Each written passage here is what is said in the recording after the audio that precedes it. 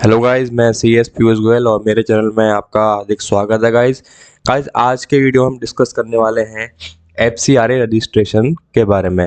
Basically F C R A registration जो होता है वो होता है जो भी एन जी ओज हैं, चाहे वो सेक्शन 8 कंपनी, सोसाइटी, ट्रस्ट, किसी भी फॉर्म में यहाँ पर इंडिया में रजिस्टर्ड है। अगर वो फॉरेन जो इंस्टीट्यूशन है, फॉरेन बॉडीज़ हैं या कोई फॉरेन गवर्नमेंट की कोई संस्था है, तो उससे अगर डोनेशन लेना चाहते हैं तो उसके लिए क्या है, F C R A registration जो है लेना मैंडेटरी होता है। आप बगैर F C R A registration कराए आप फॉरेन से जो है डोनेशन नहीं ले सकते हैं।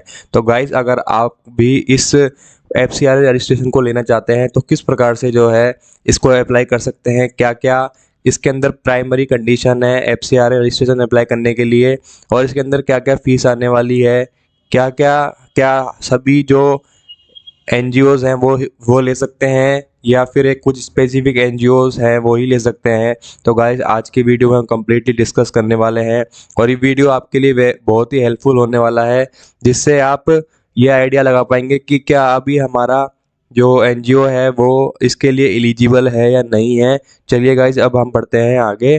तो सबसे पहली प्राइमरी जो कंडीशन है एफ सी आर ए लाइसेंस अप्लाई करने के लिए वो ये है कि जो आपकी एनजीओ है वो या तो सोसाइटी रजिस्ट्रेशन एक्ट 1860 के तहत रजिस्टर्ड होनी चाहिए, या ट्रस्ट एक्ट के तहत रजिस्टर्ड होनी चाहिए, या फिर सेक्शन 8 कंपनी के तौर पर रजिस्टर्ड होनी चाहिए। इन तीनों में से किसी भी बोर्ड में अगर वो रजिस्टर्ड है तो वो F C R licence apply कर सकती है। उसके बाद क्या है, उसको बने हुए कम से कम 3 साल हो जाने चाहिए, यानी कर सकती है। एक जो एनजीओ है वो एक्सेप्शनल केस के अंदर बनने के विद इन 1 ईयर भी कर सकती है एफ सी आर लाइसेंस के लिए अप्लाई। बट जनरली जो है 3 इयर्स का समय मांगा गया है F C R licence apply करने के लिए। उसके अंदर बेसिकली जब हम विद इन 1 ईयर के अंदर करते हैं तो एक अप्रूवल की रिक्वायरमेंट होती है, वहाँ पर प्रॉपर लाइसेंस नहीं मिलता है। बट आप 3 इयर्स कंप्लीट कर लेते हैं तो यहाँ पर आपको प्रॉपर लाइसेंस मिल जाता है एफ सी आर ए का। ठीक है गाइस, और इसके अलावा जहाँ पर आप फॉरेन फंडिंग के लिए अप्लाई कर रहे हो, तो जिस भी सेक्टर के लिए आप कर रहे हो अप्लाई फंडिंग लेने के लिए, तो उस एरिया के अंदर जो है आपकी सोसाइटी पहले से वर्क करती हुई होनी चाहिए। और इसके अलावा जो आपके 3 इयर्स के अंदर जो है स्पेंडिंग है, जो भी आपने प्रोजेक्ट्स किए हैं उस पर स्पेंडिंग क्या है, 15 लाख रुपीज़ की होनी चाहिए कम से कम। अगर इससे कम है तो आप एलिजिबल नहीं हो पाओगे। तो गाइस, पर अगर 15 लाख रुपीज़ में क्या क्या एक्सक्लूडेड किया गया है जो कि 15 लाख रुपीज़ की लिमिट के अंदर नहीं माना जाएगा, तो हम ये भी डिस्कस कर लेते हैं। अगर कोई आपने ऐसा एक्सपेंडिचर किया है जो कि एडमिनिस्ट्रेटिव नेचर का है, यानी आपके जो नॉर्मल वर्क है एनजीओ के उससे रिलेटेड है, तो वो नहीं माना जाएगा 15 लाख रुपीज़ के अंदर इंक्लूडेड। इसके अलावा अगर कोई भी असेट्स जो है यूटिलाइज की गई है ओनली एफ सी आर ए एक्टिविटीज़, तो ये नहीं माना जाएगा। या फिर एसोसिएशन ने कोई कैपिटल इन्वेस्टमेंट किया है लैंड में, बिल्डिंग में, अदर परमानेंट स्ट्रक्चर के अंदर, व्हीकल इक्विपमेंट के अंदर, तो इस केस के अंदर भी वो जो है कंट्रीब्यूशन यानी स्पेंट है 15 लाख रुपीज़ के अंदर नहीं माना जाएगा। अब गाइस, हम चलते हैं आगे और देखते हैं कि अब क्या क्या जो है हमको प्राइमरी कंडीशन फुलफिल करनी होगी। सबसे पहला तो जो है गाइस, आपको रजिस्ट्रेशन होना चाहिए आपका नीति आयोग का। इसके लिए आपको नीति आयोग के एनजी दर्पण पोर्टल पर रजिस्टर करना होगा। उसके बाद आपको क्या करना होगा, एक डेजिग्नेटेड बैंक अकाउंट ओपन कराना पड़ेगा, एफ सी आर अकाउंट।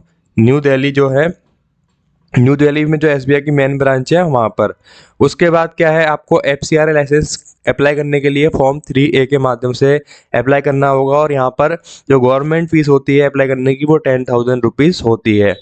और आपको इनके साथ जो भी डॉक्यूमेंट है मैं अभी डिस्कस करेंगे हम, ये सारे डॉक्यूमेंट जो है अटैच करने होंगे। एक तो सेल्फ सर्टिफाइड कॉपी चाहिए, आपके जो एनजीओ है उसकी रजिस्ट्रेशन सर्टिफिकेट होगा वो लगाना होगा।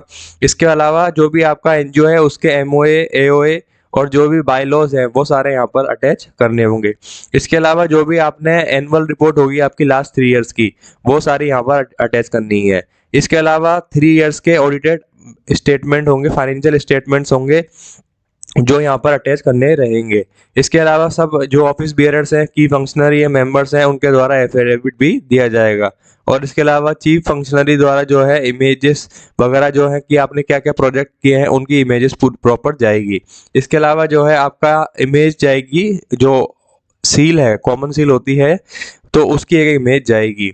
तो ये सारे डॉक्यूमेंट है। इसके अलावा ये सारे डॉक्यूमेंट आपको वहाँ पर फाइल करने हैं। इसके बाद अगर आपके एप्लीकेशन फाइल करने के बाद जो है एफसीआरए डिपार्टमेंट आपके जो लोकेशन है एनजीओ की वहाँ पर विजिट करता है, और वो प्रॉपर ये देख चेक करता है कि क्या यहाँ पर जो एनजीओ ने डॉक्यूमेंट फाइल किए हैं कि हम ये एक्टिविटी कर रहे हैं और स्पेसिफिक ये एक्टिविटी कर रहे हैं, तो क्या वो प्रॉपर एक्टिविटीज हो रही है या नहीं हो रही। अगर नहीं हो रही होगी तो वो आपका एफसीआरए लाइसेंस कैंसिल कर दिया जाएगा। तो गाइस आप एफसीआरए लाइसेंस जब भी करें जब आपका एनजीओ जेन्युइन हो, जेन्युइन तरीके से वर्किंग कर रहा हो। अदरवाइज नहीं तो ये आपका जो डिपार्टमेंट है, एफसीआरए डिपार्टमेंट है, जो कि मिनिस्ट्री ऑफ होम अफेयर्स के अंडर में आता है, वो आपको लाइसेंस नहीं देंगे, क्योंकि इसके अंदर एनजीओ का जेन्युइन तरीके से चलना बहुत ही इंपॉर्टेंट है। अदरवाइज ये लाइसेंस नहीं देते हैं। और गाइस अगर आपको फिर भी कोई दिक्कत आती है एफसीआरए लाइसेंस से रिलेटेड, तो आप हमारे जो स्क्रीन पे नंबर चल रहे हैं उस पर हमसे कांटेक्ट कर सकते हैं गाइस। ठीक है guys, thank you very much.